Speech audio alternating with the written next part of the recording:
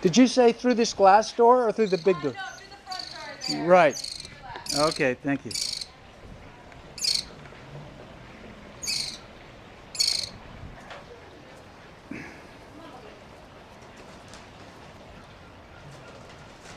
Caught by cat patients. I know, isn't that sign crazy? There, And that's to give just people so far in 2019. I know, just gives people an idea. Caught by cat. 3 released. I visited when there was still a bear on your premises. That was he died in 1989. Anywhere right there. Yeah, would be great. it's a beautiful old building too. It's a Look at pretty this building. isn't it? Look at Yeah. this architecture.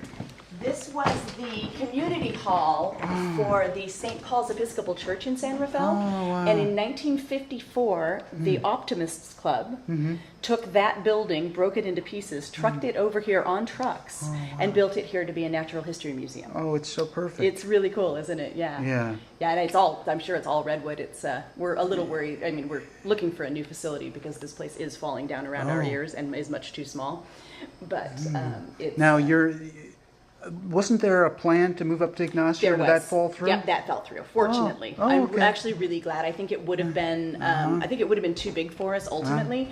But basically, what happened is when we first bid out that project, it was around $12 million, which we were able to raise. By the time it got to the point of actually raising, starting the project, over 20 million. And there's no way an organization of our size can do that. So we were able to negotiate our way out, and that worked out well. Congrats. What's the story on this bear? He's an interesting thing. He has actually been around, we think, probably since the 30s. He Wow. was at the Randall Museum in San Francisco for many years. Wow. And he is an Alaskan brown bear, which is a subspecies of the grizzly. Oh, I was wondering if he was But a California for many, grizzly. many years, he was kept in a foyer that was, it was a glassed-in foyer, so there was a bunch of sun that came in. So he had a lot of sun bleaching, and we say he's a Californian. He's a bleached blonde bear. Oh, he is So he kind would of normally be a much darker color. he is kind of a golden bear. Yes, and the other interesting thing about him, you see the bandages on his paws? Yeah, what was that about? So when you taxidermy an animal, right, obviously anything that's soft gets replaced with plastic, like his nose, his tongue, his eyes, those are all plastic, the eyes are glass. So originally he had plastic claws, because bears, of course, have big claws. So these were plastic claws. We had people coming in here and stealing those claws. Oh. And apparently taking them out and trying to sell them as real artifacts. Oh, geez. And that happened often enough, and they were expensive enough to replace, that we eventually just decided that he would look like he was in care. Oh, He has okay. bandages on too. Yeah, we calculate that 95% of the patients that come into the wildlife hospital come in because of a negative interaction with humans.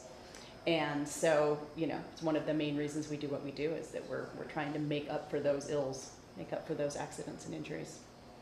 The taxidermy we have in here is a little grubby looking, and Yeah. I A little actually really old? love that. Well, some of them are older, but the thing I like the most about them is that we actually let the kids touch Oh, and okay. experience the taxidermy with their hands. So, Nice. and that's just a really unique opportunity. Wow. You're never going to get the chance to pet a bobcat, so this is a really rare and unique opportunity. But they do tend to go for like the ears and stuff, so those get a little scrunched up. Oh, tell me about this stuffed mountain lion. Looks kind of adult. Yeah, and that's always something I think that surprises people when they see him, just how much bigger an adult cat would be, probably a quarter, again, that size. Yeah. But we frequently, and I love this display here, we frequently have people that are convinced beyond belief that they have seen a mountain lion in their yard. And we're like, okay, we're going to show you a bobcat, and we're going to show you a mountain lion, and you tell me if what you saw was a bobcat, and 99% of the time they come in here and they're like, yeah, he was stripy, he was only about this big, and he didn't have a tail. Yep, that was a bobcat. Wow. Yeah, things always get bigger in your mind. Right? Exactly. It's like a People fish do story. want to Exactly. yeah. My You owl got it. is in his hole up there, Oh, so look at he him. might be kind of hard to get. I was hoping that actually Sequoia is a girl. We thought Sequoia was a male for many, many years, so I still say he. But so these are all animals that were former wildlife hospital patients, and they have shown that they're not able to survive in the wild, and they've also shown that they can deal with the rigors of captivity.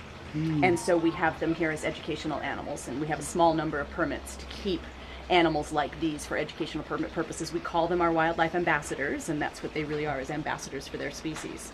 So And you have to have a permit for to very much to, so. Oh, really? Yep. Absolutely. It is one of Wildcare's primary advocacy messages is we really, really don't want people to ever take wild animals as pets because wild animals make terrible pets. There are so many domestic animals out there in shelters that desperately need homes. Wild animals should be left in the wild because they do eventually turn into the wild animals that they actually are, which makes them not at all compatible with people. So Sequoia fell out of her nest when she was a baby. She was actually in the Muir Woods area, and she fell out of her nest. And she landed on the ground, came in, and it turns out she had damaged her patagic tendon on the way down, which is the tendon that goes from the shoulder to the wrist of a bird. And she had damaged that to a point that she was able to fly, but she was not able to fly silently. Oh, wow. And she is a northern spotted owl, which lives in the deepest, darkest, quietest redwood forests. So if we were to release her, and if I can hear her coming, I guarantee you the mice and rats can hear her coming. Wow. She would not have been able to feed herself and would not have been able to survive. So that's why she's here as an educational animal. Fingers when you only have one layer of wire, so hence the double layers. But Vladimir is one of our case studies. He has been at Wildcare for more than 30 years. Oh my goodness. So he is an elderly guy. You can't really tell looking at him. He was found by somebody that thought a turkey vulture would make a good pet. Oh my Lord. As we all know, turkey vultures make terrible pets for several different reasons. First of all, when they get stressed, they projectile vomit. And the other really fun thing that turkey vultures do is when they are finished eating, they defecate on their own feet. I've heard of that. And that allows a way for them to clean their feet and keep themselves bacteria free. But neither of these things are terribly conducive to pet maintenance, right? So whoever had him, oh yes, very nice way to illustrate that, Vlad, thank you. Whoever had him thought that he would make a good pet, found him when he was a fluffy baby, and brought him in, kept him for, probably 6 months, and then was like, well, I can't keep him as a pet, and brought him to Wildcare, at what was then the California Center for Wildlife, and he has been here ever since. And he's, he doesn't know he's a turkey vulture. We have tried to wild him several times by getting him, in touch with other vultures. He wants nothing to do with them. He's not interested in them. They're very social birds, so you do need to have that social bond, and he is much more interested in people than he is in other vultures. So unfortunately, he is here because somebody thought he'd make a good pet. Not good. Vlad. You're very handsome. You've done a good job. He has. You've seen a lot. Teaches lots of kids. Stories to tell. That's it. Absolutely. Wow. Yeah, he's a favorite. It's amazing that. Well, I mean, I at some level, for a caged animal, you feel sorry, but Definitely.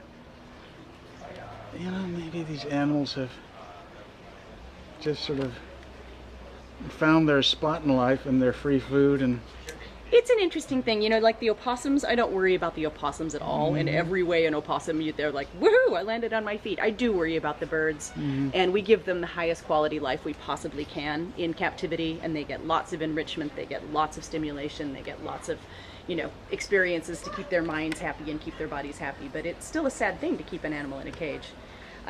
The educational benefit outweighs, in most, in circumstances like this. And certainly Vladimir is not obviously stressed by humans, so he's not feeling any distress about having us here. We would never keep an animal in captivity that is in pain in any way or suffering in any way. They all need to demonstrate that they can handle the stresses of being in captivity, and they all need to show that they wouldn't be able to survive in the wild otherwise. Oh, what's that? Did you see that crow? That was cool, huh? Was that a crow outside crow the cage? Just flew over, yeah. Oh. Yeah. But, very, very specific testing that we do before we determine that an animal would make an educational animal. And, we're very aware of the pros and cons of it. What's the permit process like? Who do you go? Is this a state agency that It is for birds. It's even more onerous. But California Department of Fish and Wildlife is who provides our permits, and then because birds are protected by the Migratory Bird Treaty Act, we also have to get federal permits to keep these guys. So. Which is a very, very good thing. You want it to be a difficult and challenging process to get permits to have birds in captivity, just because it shouldn't be something that most people do. And you do need to pay attention to their very specific dietary needs and their exercise needs and their, stress and anxiety needs. And so certainly with the proliferation of YouTube animal videos, people more and more are seeing the sort of the depth of intelligence of animals, and it's pretty interesting. No question. intelligence, personality, decision making, all of those things. None of those things are unique to humans, and it's complete. It's both incredibly rude of us to think that we would be the only ones that would have those higher functioning capacities, and also just naive of us, because that's not true. Right. He came in here as a patient and then proceeded to be kept as an educational animal again, because he was not demonstrating the skills that he needed to survive in the wild. What is he? He's a peregrine. He is an American kestrel. American kestrel. Is that in the peregrine family He then? is a falcon, so kestrels and peregrines are both falcons. Other than that, I think that's the extent of the relation. But yes, obviously both raptors, both falcons. So they have a very similar look, don't they? Yeah. Yeah, we do have a peregrine here as well. Yeah. So he's not the one, the peregrine are the ones that fly extraordinarily fast when they dive. Correct. Yes, the peregrine is apparently the fastest animal in the world. It's a stooping dive at 200 miles an hour, something like that, catching birds on the wing. And I love that peregrines are thriving in urban areas because they are so good at catching pigeons. Drop down out of the sky, catch themselves a juicy fat pigeon, and have themselves a meal. So you're seeing a real resurgence of peregrine populations in those urban canyons. Right. You know, they used to nest on high rocky cliffs and take whatever birds were flying through, and we've perfectly replicated that with our downtown buildings. Oh, wow, that's so they're very doing interesting. Really well. Yeah, if you do And then you just, what's going on with the pelican? Is he just playing, really? Yep, so these are also ambassadors. So these are non-releasable animals. We have the brown pelican, the Heermann's gull, the cormorant, whoever she is, and then our newest ambassador is our white pelican here, American white pelican, named Marshall. And Marshall was actually hit by a car. They actually squeezed him out from underneath the car that hit him. And he... Is Marshall here sitting on the... Marshall is the white one here. Oh. Yep, that's Baja, the brown pelican. And he had obviously gotten some head trauma, some permanent head trauma that rendered him non-releasable. He's also blind in one eye and has some issues going on with his foot too. Oh, so. Poor guy. Yeah, but he's obviously very amenable to playing with humans, so that has made him a unique... He's a little guy. He's still playing. He's still playing. Yeah, he's still young, isn't he? He's still a little playful guy. Yep. Obviously, this would not be something we would ever do with our wildlife patients. Wildcare cares for as many as 4,000 injured and orphaned animals every year in the wildlife hospital. Those guys are all treated with a minimum of interaction with humans. Obviously, we are not doing our job if the animals that leave our wildlife hospital come out They want with a to stay sense with that you. humans are friends, right? Yeah. So we do not interact with our wildlife patients like this. But certainly our non-releasable educational animals are looking for that interaction. They need... And he's good enrichment. He is like any other child. He'll they just play throw him on the toss? floor and wait for you to pick him And wait up. for you to pick him up again. We just do this Exactly. over and over and over. Oh, Is that right? So funny. What an amazing guy. He wants you to play? He wants you to throw the... Oh, he's just interested Character. in things. Oh, he tossed it back to you. Does he play catch? Not yet. We're learning. We're learning. We're getting Wow. We have a bunch of different kinds of toys, and we're trying to see what interests him. It gives him a little mental stimulation. Yep. Because he's just a young guy and he needs things to do.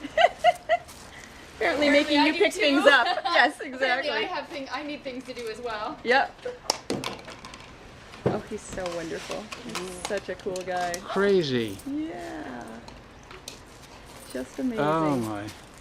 So again, non-releasable, he would not be able to survive in the wild. He has some vision deficits, he has some mental deficits, and he has can't fly or walk as well as he would be. And see if that helps with, in sensitizing probably. I mean, the other thing would be to, because the nails work, I trimmed them constantly. And they bring us, go ahead. Yeah. And they bring us 20%, so people call them to bring us animals. Wow. But yeah, so 4,000 animals coming through, and again, those 200 different species, such a huge disparity between, let's see. Right. So you have, for instance, that would be the anesthesia mask for a coyote or for a bobcat or something like that. Wow. And then you have something like that would be the anesthesia mask for like a squirrel, or then if somebody's even smaller, you put them in a box like this. So Oh, my God. everything that our medical staff and our veterinary team does in here has to be, scalable to somebody this big and somebody this big. So it really is, it's an astonishing amount of knowledge to accumulate. The medical team that we have, most of them have been doing wildlife medicine for 20 plus years. So we have very, very experienced staff. Our veterinarian volunteered at Wildcare when she first became interested in medicine, and she ended up going from here to get her veterinary degree, worked as a small animal vet for several years, and then came back here as our veterinarian. So that's very exciting. So you have one veterinarian who is on staff? Yep. And interestingly, you don't need to be a veterinarian to work with wildlife. There are not a lot of restrictions on that. Melanie, who runs the Wildlife Hospital, our director of animal care, she has been doing wildlife rehab since, gosh, for more than 20 years at this point, 20, 25 years at this point. And it's just an accumulation of knowledge that is pretty astonishing. Review with me your volunteers again. They about how many, and is it an easy process to become a volunteer? Challenging process to become a volunteer. We actually just had our new volunteer orientations that we hold once a year in late February. So if you want to become a volunteer in the Wildlife Hospital at Wildcare, you would need to come to an orientation, which again are scheduled only once a year. You then sign up for a series of classes, so it's 11 hours of training that you get over the course of several classes. Then you do several shadowing days, and then you officially start your volunteer shift. And we request from our volunteers that they do a regular 4-hour shift once a week from essentially March through November. And so same volunteer shift every week, coming in for 4 hours. You're feeding, you're cleaning, you're helping medicate, you're setting up cages, you're scooping a lot of poop. There's a lot of that kind of stuff that goes on. But we have a wonderful group of volunteers. During the busy season, we have about 500 active volunteers. During the slower seasons, right now, we're just going into baby season now. And we will have, a couple hundred volunteers that are active during this time of year. And very, very dedicated. Very impressive, amazing. Absolutely. And there is absolutely no way that we could care for 4,000 animals every year without our amazing volunteers. They are just incredible people.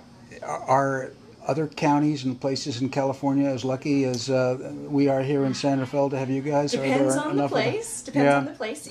We're lucky in California that there are wildlife hospitals. I grew up in Utah, and there's one for the entire state. And so there's one in Sonoma. There's Lindsay Wildlife, which is also a larger center. That's over in Walnut Creek, over in the East Bay. There is a wildlife facility down associated with the San Mateo Humane Society. So let's hope so. Yeah. The more education and outreach we can do. Yeah. Oh, handsome there's guy. Pogo. And what's his actual name? He's Pippin. Oh, Pippin. And Pippin is one of our educational animals here at Wildcare. He's not one of our wild patients. It's quite geriatric. He's very geriatric. Is that right? Opossums don't live very long. In the wild, they live less than 2 years, and in captivity, they rarely live more than 3. And he is 3. And he is 3, Oh, yes. wow. And Pippin actually came in as a baby to the Wildlife Hospital and showed himself to not be quite right in the head. He was not able to sort of do the things that he needed to do in order to survive. So he was part of a perfectly normal litter, but he himself had something that was not quite right. So he... Do you still see that in his behavior, or is he kind of mellowed out, or is he figured things out, or is he's a little nutty? Part of the thing was he was too mellow to begin with. You want them to have a healthy fear of humans, right? It's like certainly humans are not friends if you're an opossum or any other wild animal. Shouldn't be your friend. Shouldn't be friends, exactly. So Pippin's lack of fear was one of the main reasons we considered him to be. Maybe he was meant to be an ambassador. I think he was, yes. Bringing a love of opossums to everyone. Oh yes, we're sleepy. What's going on in your skin here? He has some skin issues. Yeah, periodically, and he gets ear infections. You've been shaking your head. It's not easy to examine an opossum, as you can see. It's funny, because the minute you start trying to restrain them, they get very fidgety, and if you just like stand and look at them, they're fine.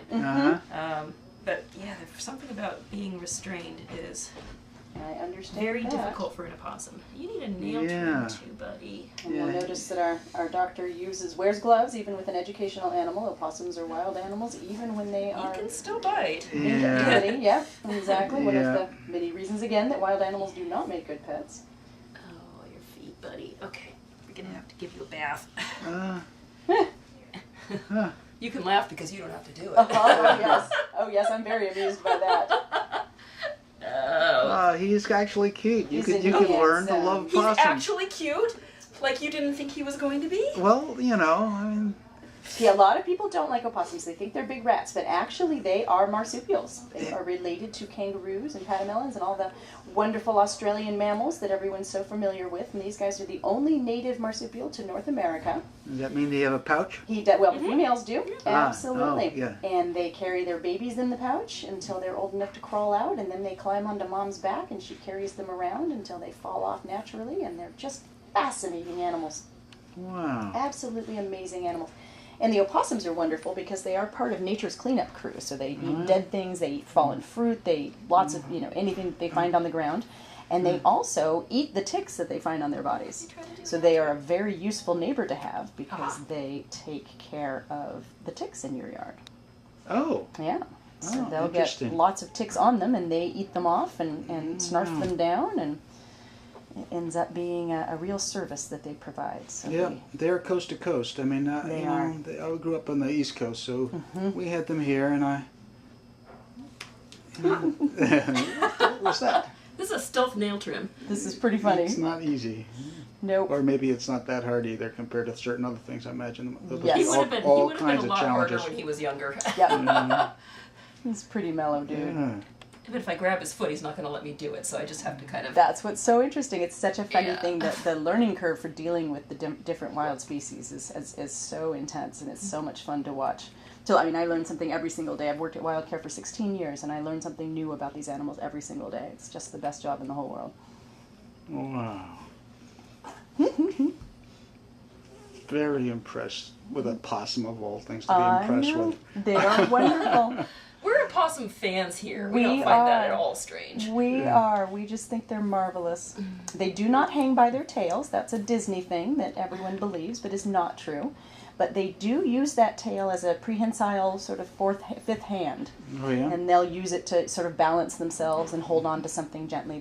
They sleep like any other animal curled up in a den. But, Right.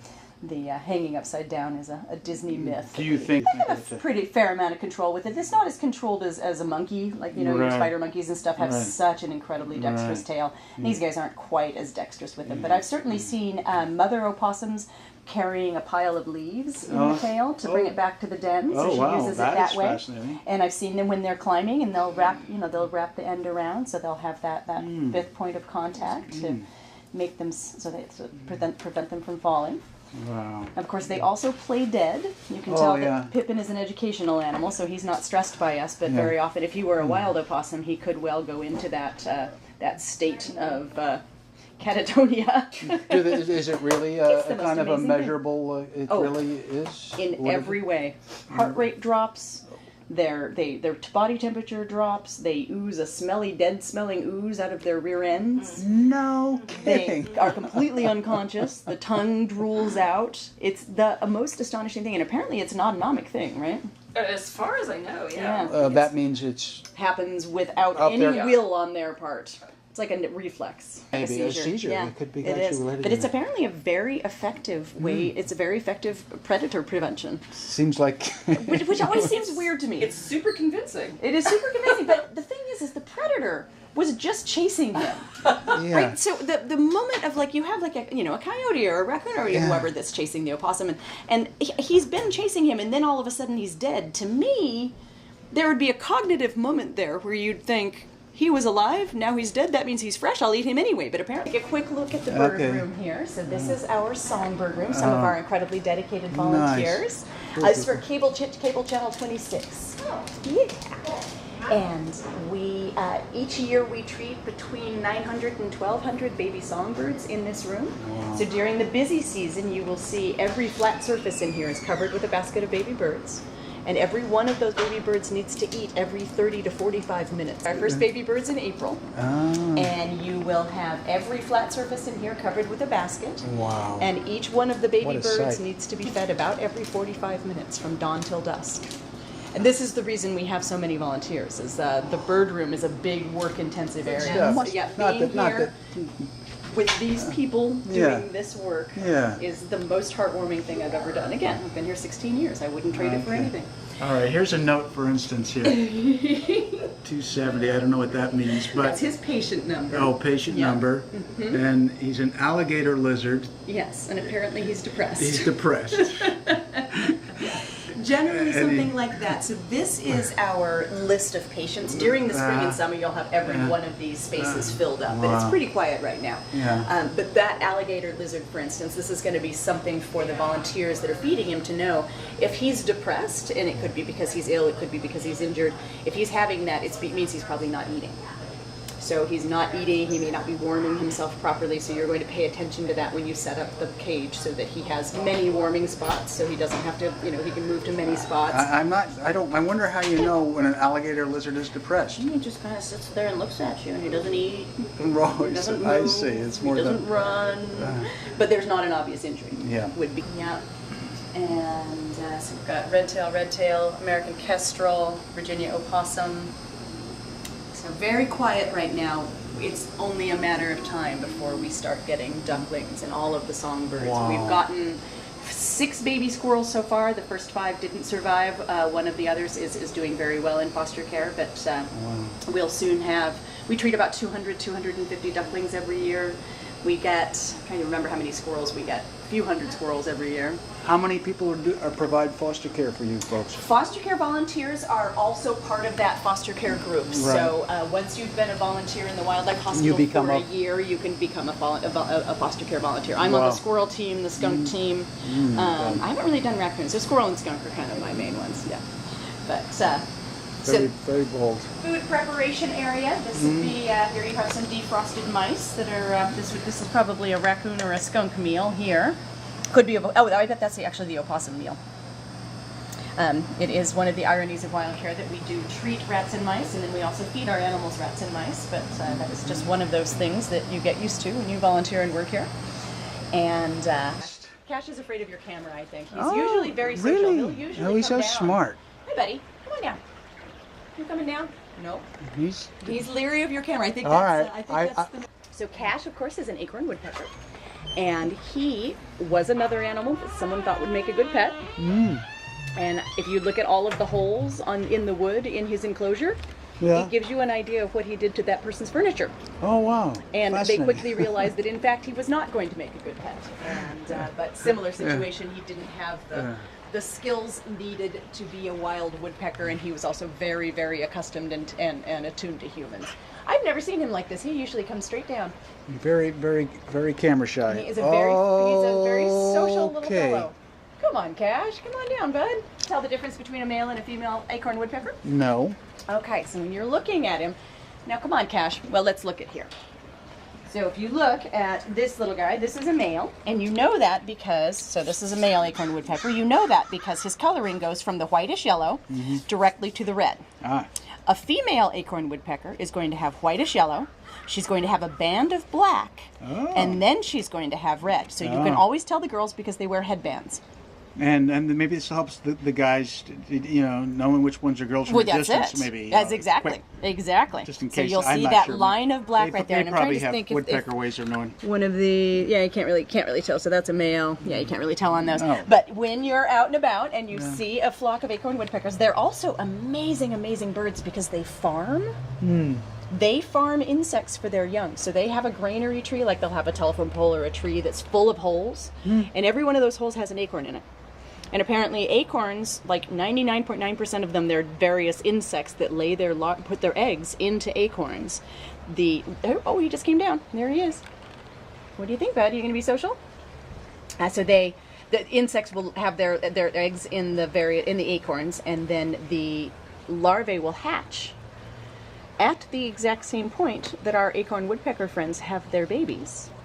And that means that a mama acorn woodpecker can fly down and get some newly hatched larvae out of any one of these holes, collect it, and bring it back to her babies. So they actually farm a protein source for their babies. They're such cool animals. How do you guys figure all this stuff out?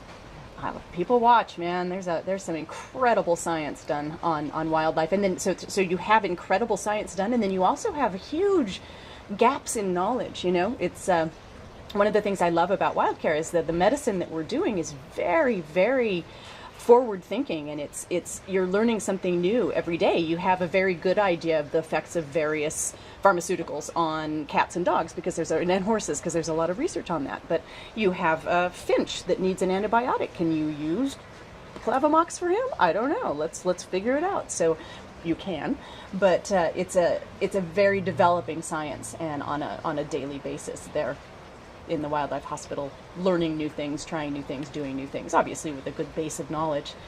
And but it's a really cool, very innovative place to be. Look at you. What are you doing? Well, you got to think about woodpeckers. You know, there's the amazing human beings and their propensity to, oh, I got whiplash, ouch. Right. Oh, now these guys. Yeah. They have so many different adaptations that make that hammering thing that they do all the time possible. Yeah. They have a specialized vertebra in their neck that absorbs.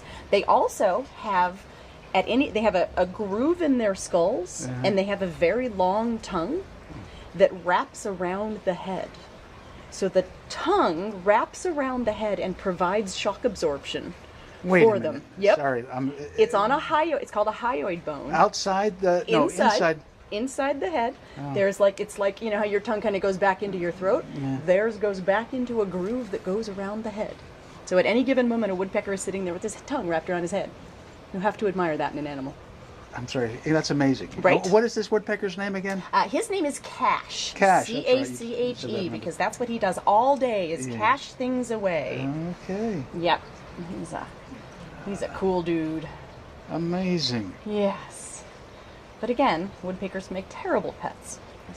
And they make a very interesting sound, though. They have a very distinctive call. I guess Woody Woodpecker was an attempt to recreate that. Yeah, I think so. I think so. Yeah, woodpeckers are really funny. They're noisy little guys. Yeah. And they're smart. They're smart. They cache things and they know how to find them later. They have great reasoning skills. They're just really interesting animals. Boink, boink, boink. Look how cute he is. And he's like, okay, I'm going to put And he's been here a while? Cache has been with us. 2012 was when Cache came in. Oh, okay. And we had a woodpecker with us for a long time. When I started, Sky, that was another recovered pet, someone that had thought she'd make a good pet, and she had been with us for 15 or 20 years. So they live a long time. I'm always astonished at how long birds live. We got a hummingbird into the wildlife hospital that had been banded in Alaska 7 years ago. So that means that hummingbird had been doing the migration to and from Alaska for 7 years, carrying a band, mind you. She lands in a garden in Mill Valley and then gets caught by a cat. Wow. So wow. There's that. Thanks for the knowledge base, though. That was very interesting. Amazing. Isn't that interesting? Yeah, they live a very long time. But then you have your opossums that only live a couple of years. So, and it's very variable. How old is Cache then? So he was an adult when we came in, and that was 7 years ago. So he could be as old as 10. He could be maybe a little bit older than that. He could be as old as 7 or 8. And what do you think? What kind of a lifespan could he have? He could be with us for 15, 20 years easily. Yeah, no question. Certainly in captivity, animals live longer than they would in the wild. But we get barn owls in that were banded 15, 20 years ago, and we'll get we've gotten raccoons in that are 7 to 10 years old that were microchipped when they were released. So it's really an interesting. You think of animals as having short lives, but that's not actually true. Squirrels can even live 10 years. They don't tend to in the wild, but they can. Allison, this has been an incredible little expedition. I thank you so much. I think everybody should come on down to Marine. Not all at once. Not all at once. Well, you're welcome. We come welcome down large to crowds Wildcare. of people. Yeah, absolutely. No, we are open 7 days a week from 9 a.m. until 5 p.m. And the courtyard is open to the public, totally free. The museum is open to the public, totally free as well. Obviously, we admit animals to the wildlife hospital 7 days a week from 9 a.m. to 5 p.m. And we're an amazing resource for Marin County and for the Greater Bay Area. Yeah, it's just a great place for the kids to come and to get real close to nature. And adults, of course. And the adults, absolutely. There's just a lot of knowledge here. There's a lot of real love and appreciation for nature and wildlife, and it's an incredible organization. Awesome. Thank you for the tour. You're so Thanks welcome. so much. This was really fun. All right, good. All right, Cache. Carry on. Carry on with your caching. Do your caching. Isn't it funny? And he keeps thinking about it. Like he'll put something somewhere and then he'll be like, nope, that's not where that goes. I need to find something. There you go. That's the sound. Now, does he love you or hate you, Steve? That was definitely a reaction to you. Wow. Uh-huh. Well, that was like a sign off for him. It was. It was perfect. Oh, gosh. That was great.